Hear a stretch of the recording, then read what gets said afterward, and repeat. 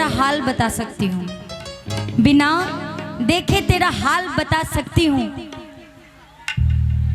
मैं शायद गलत बोल रही हूँ कि बिना देखे तेरी तस्वीर बना सकती हूँ, बिना देखे तेरी तस्वीर बना सकती हूँ, और बिना मिले तेरा हाल बता सकती हूँ। और है मेरी मोहब्बत में इतना, है मेरी मोहब्बत में इतना गुरूर कि तेरी आंखों का आंसू अपनी आंखों से बहा सकती हूँ।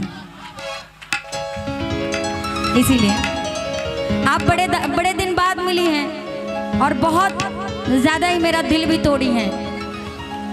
आपने तोड़ा है, हाँ आपने तोड़ा है। एक बड़ा मैथिली गीत है, लेकिन मैंने कोशिश की है इसको भोजपुरी में कन्वर्ट करने के लिए। थोड़ा मैं फ़ोन का अपने सहारा लूँगी।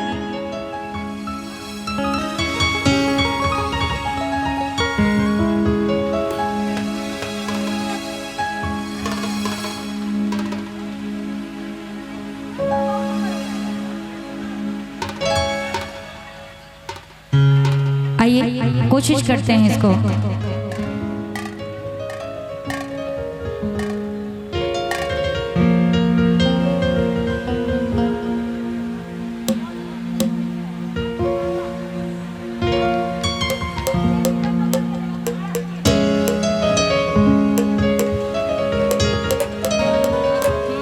की लिखिए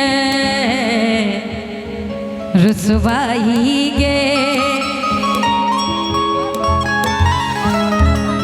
थोड़ा पढ़ा लीजिएगा, हिसाब से दे दीजिएगा।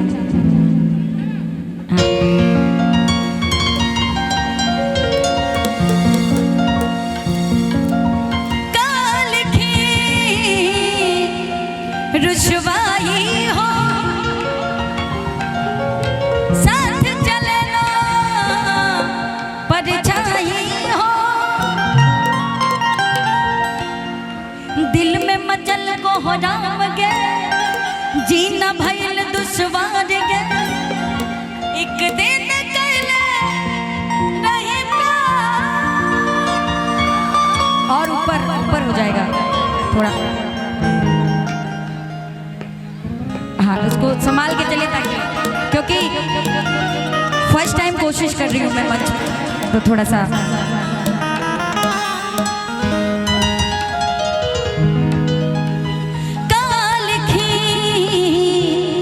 रुसवाई हो, साथ चलना परछाई हो,